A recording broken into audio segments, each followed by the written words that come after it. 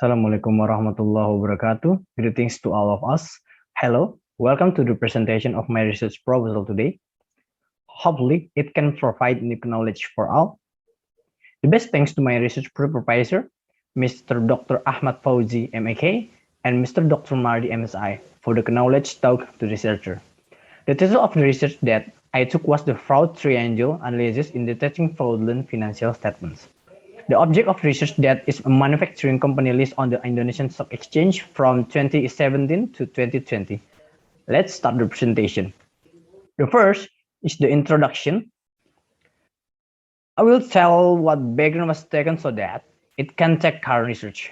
Research from HK revealed that there were 23 fraud cases in Indonesia, and of them 67 cases were due to corruption, 20 cases were due to asset abuse, while the remaining 22 cases were due to financial reports. If you look at the emergence of fraud, financial statements are the smallest amount but have a large impact on losses.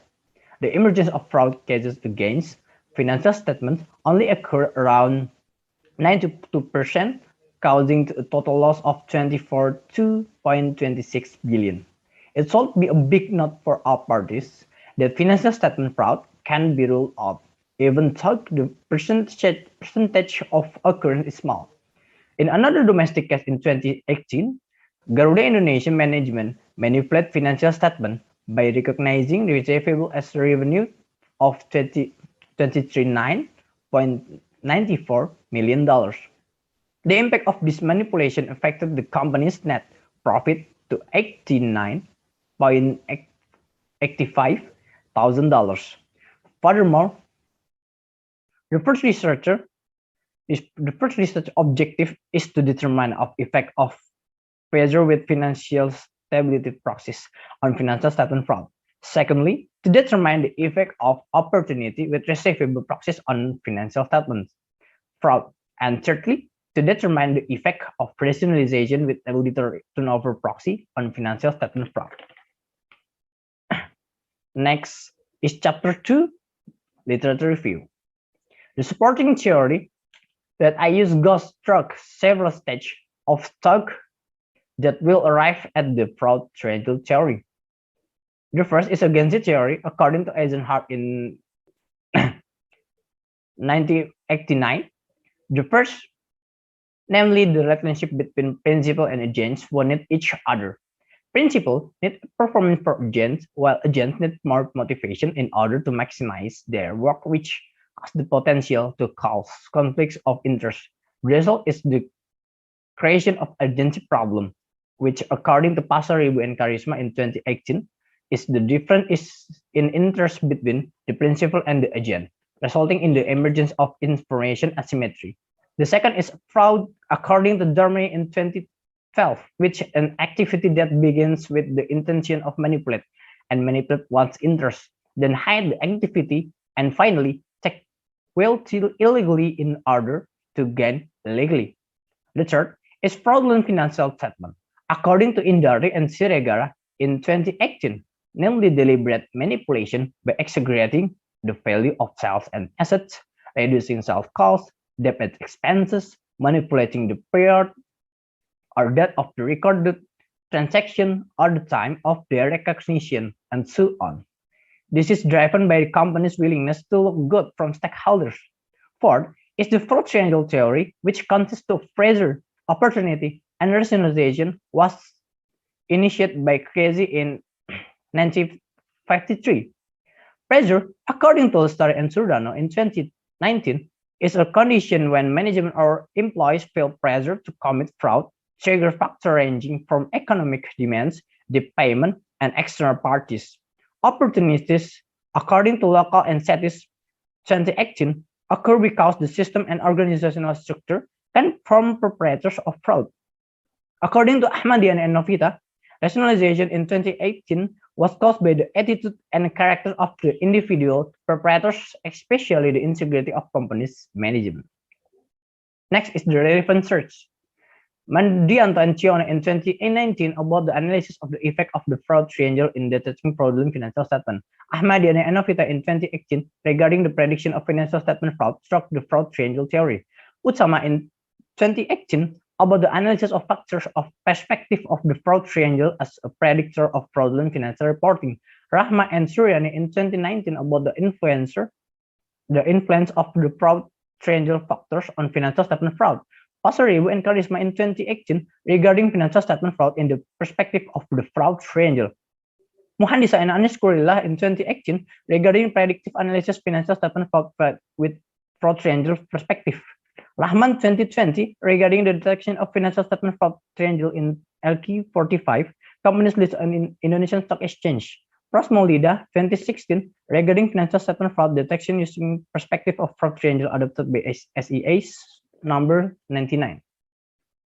Next is the theoretical framework, namely fraudulent financial statement as the dependent variable y, pressure with proxy change x1, opportunity with proxy receivable x2, and rationalization with proxy out change x3 as the independent variable.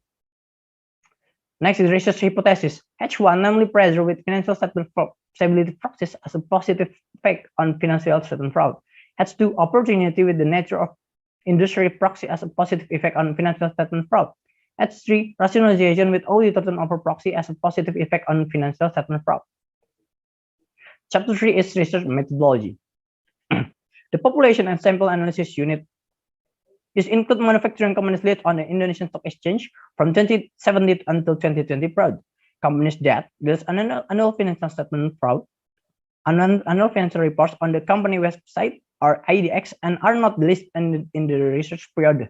Companies that earn profit in the research period, companies that have independent auditor in the research period.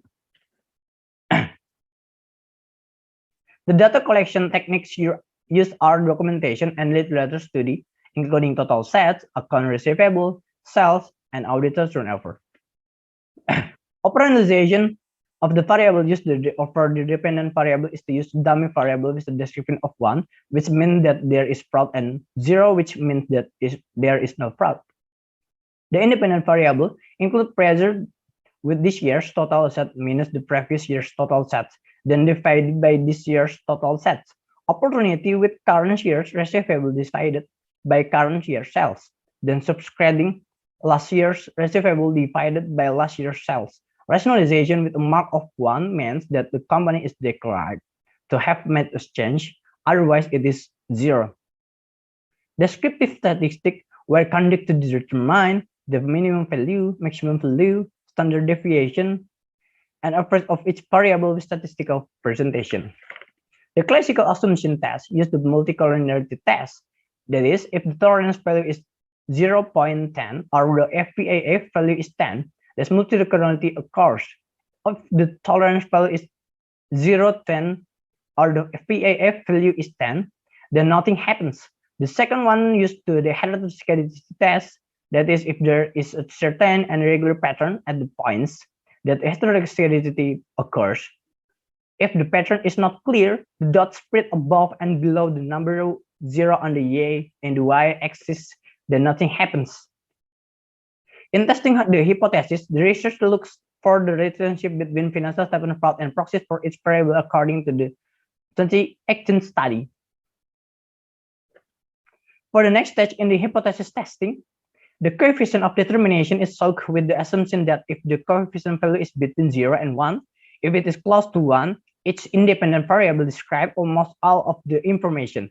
If the value of R2 is small, it means that the ability of each independent variable is very limited. The second is the individual parameter test. If the probability value is less than 0.05, then the independent variable has a significant effect on the dependent variable. And then that is my presentation of research proposal. Thanks for the attention. Assalamualaikum warahmatullahi wabarakatuh.